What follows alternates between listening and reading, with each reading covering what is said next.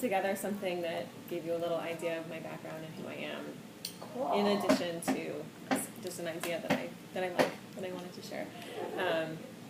But I've just to give you basic background, I've been living in Atlanta for 5 years. We moved here from New Jersey, and I have like 3 little kids, and my husband's in marketing, and that's basically it. So I learn here and there people, and the Where do you rest live? will hopefully be here. What part of the community do you In live Toco. Oh, Toco. Yeah. Okay. Yeah. And you study with people? Yeah, so like Sunday nights we have like a little group of sort of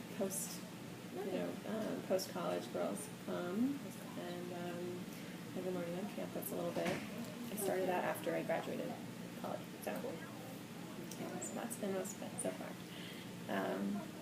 Okay, so the thought that I wanted to go into a little bit, which I think was an important question for me, because I was not raised in an Orthodox house. So a big question for me was, what is a mitzvah? Like what, right? I mean, I'm sure everyone's heard the question before and thought about it probably at some point. But, we understand money, that's right. We can transact in money. We understand gravity, a lot of things that are, we have come to rely on them as concepts. And a mitzvah is pretty ambiguous and not so clear. And I know that when I was growing up, I grew up in Orlando, and I guess I'll give you a little bit of my background first, and then this will make more sense. So my mother is Jewish, but was not raised in any background. My father is religious Christian. So I was raised in a Christian house. And when I was about to turn 12, my parents told me that I was Jewish. So until then, I didn't know. I didn't attend any Jewish background whatsoever. And shortly after that, I decided that I wanted to leave the church. And then from there, I sort of began a spiritual journey, trying to find out what religion was right for me, if any. And that very, very important for me to find something that I believed was true. So one thing that, in Orlando, it's kind of a funny part of Florida, because usually, I don't know if you guys know Florida at all, but for the most part, Florida isn't really the South. But I went to private school.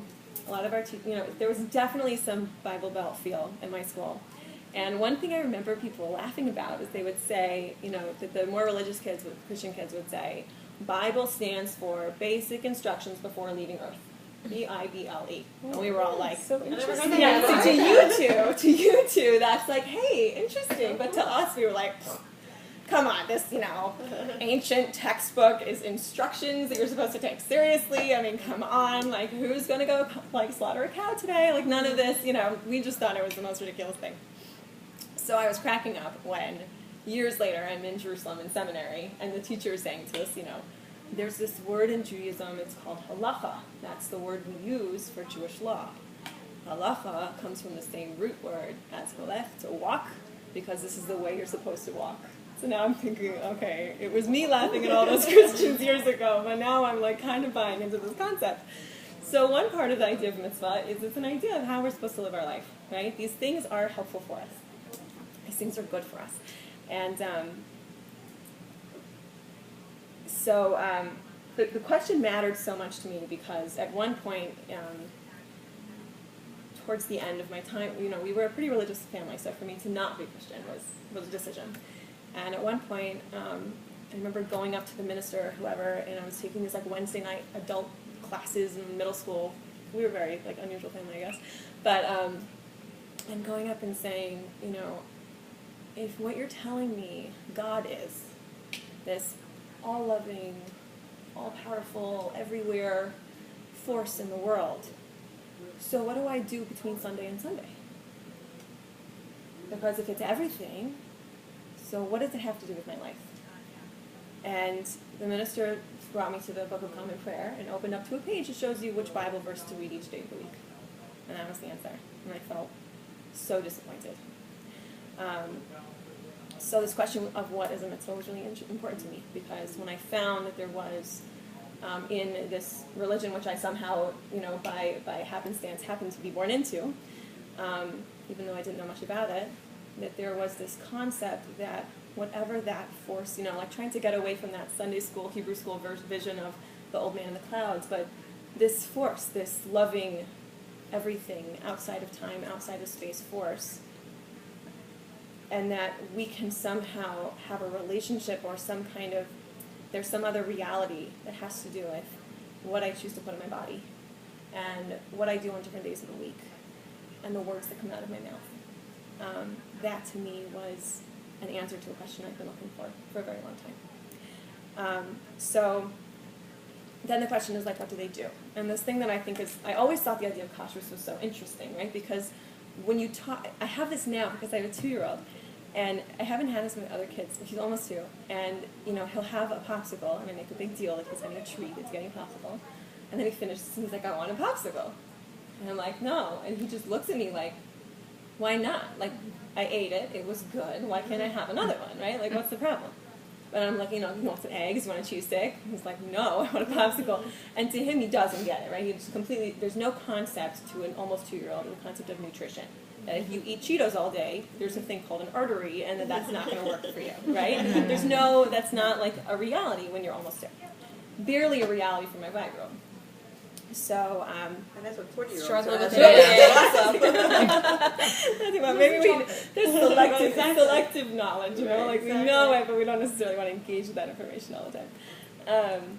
So kashrus, I feel like, was a little bit similar. I'd finish a meal at a kosher restaurant very early on, and I'd feel good. And it wasn't that I was eating, vegan, like whatever, like the newest East Village craze, healthy quinoa, broccoli, whatever. It was normal food. But I finished and I felt different. And I couldn't deny that I felt different. And it didn't feel very intellectual to me, but it was so clear to me. I felt different when I ate kosher food. And it struck me that that's similar to, how little children view health is kind of how we view kosher, right? But when you think about it, it makes sense that there's a reality out there that just like a child can't understand the health reality, there's a reality out there about what we put into our bodies. It's a spiritual health, right? And the last thing I wanted to just share was that there's this Rabbi Dessler, as Vatsheva knows, is one of my favorites, and he shares this idea of this was new for me of mitzvahs, and they can serve 2 purposes. A mitzvah can be a garment, or a mitzvah could be a life, can be your life, and different mitzvahs could be different in one person. But so he says a mitzvah as the garment is when you do a mitzvah, let's say by rote, right? So maybe a person has decided that they're only going to eat kosher meat, right? And so now they're only eating kosher meat. But it doesn't have that jazz that it did in the beginning. In the beginning where you're feeling like you're really transcending and this is meaningful. But now it's just like that's the thing that I buy. Like I don't get a spiritual high from buying kosher chicken anymore at the grocery store, unfortunately. But what I loved about what he said is that it's a garment, which means what does our clothing ultimately do? Is it protects us from the elements. So at worst, when we do a mitzvah, it protects us. And at best, it's our life. And when my husband and I got back from our year in Israel after college, and we had a lot of big talks about how we were going to set up our life and what kind of life we wanted and what kind of Jews we wanted to be and how we wanted to relate to all this information we just got. Someone said to us, there's 2 ways of being Jewish. If you're going to be an observant Jew, you can be Jewish like you pay taxes. Right? You can live your life and then just cut the corners that don't fit in the realm of halacha. Right? So you just sort of like try to avoid those areas. And the other way is the mitzvos and the Torah and all of this illuminates your life. That when you're looking for something to do, you start with the idea of chesed. Or you look for the mitzvah, you look for the way of giving or connecting to another person. And then it's a completely different mentality because you can't feel resentful when it's the basis of the light that spreads into your life. So that was what we strive for. And I don't know, I hope that that's just a nice idea. I think different people have different relationships with different mitzvahs, and sometimes you don't always know why certain ones speak to us about. Beautiful. Thank you. Amazing. What a thought. You guys, any questions or anything for I'm just Kayla? curious how your family reacted to The irony was, so my husband and I met 3 years before we went to Israel. We were dating all through college. what college did you go to? NYU. What school at NYU? A Tisch School of the Arts. And yeah, I dragged him along to yeshiva, which he eventually was excited about that idea. And by the time we were going, out of all four of our parents, my non-Jewish father was the most excited. Classic. I will say that now my in-laws have come full circle, and they live in our community, moved to Atlanta with us, and they live in our Such community. beautiful people. Amazing, Yeah, very, lovely. very special. Yes. Friends with the in-laws. Yeah. No, you guys do. Who are your parents? Where's that? Rich and Flav 11. Yeah, so we're living, actually. We say I think they're on the cola board with you. Are you on the cola board? Is one of you on the Rich cola was. board? Rich was. Is he still? He still is, I think. Rich Levin? That's what I was asking. Uh-huh. Yeah, he's a real estate consultant. So, yeah, so he was able to move, and they definitely came from But circle. your But, parents were... yeah, in the beginning it was my dad, but I think ultimately, we both kind of said to our parents, they'd be like, why are you doing this? This is crazy. And we're like, gosh, thanks, guys. You gave us the ability to find what we believe in, what we think is true, and you gave us the self-confidence to do it, even if it was hard. And then they're kind of like, oh, right. You have raised a little bit less confident children. Right. Why don't you have more issues? Yeah. They raised truth seekers. I did. I mean, it's funny because my father's actually changed, but I remember when he was little, he would tell me, you're not allowed to pray to Jesus. You're only allowed to pray to God. And, now I tell him that, and he's like, I've gotten more religious since then. I wouldn't say that. I'm like, you were just raising me Jewish. You just didn't know. It took me a long time to realize that, after I was left the church, that I wanted something wasn't that far away from it. But we all have to take our journeys. Thank you. Thank you. I have a million questions about that journey, but I think I might have to Saving many, many, many other coffees and classes because it sounds fascinating. Just so you know, it's not that I don't have any questions. Have you ever met Tova Mordechai? Or any people like yourself who've gone on similar journeys? No. This would be so interesting for you to have these conversations. Tova Mordechai, did you ever hear of her? She wrote a book, actually, about her. She was actually a minister's daughter. She was a minister herself when she... Also, remember Sinclair in Israel. There's so many He was reasons high up why. in the Catholic Church. There was very high someone up. in our town in Passaic, and he was a Baptist No, minister. Usher Sinclair. And all his Sinclair, kids, the whole yes. family ended up. Well, no, two No, of it's the not kids Usher did. Sinclair. Usher Sinclair was the one who did the Rocky Horror Show. No. What? He's the rabbi he was the producer of the Rocky Horror Show.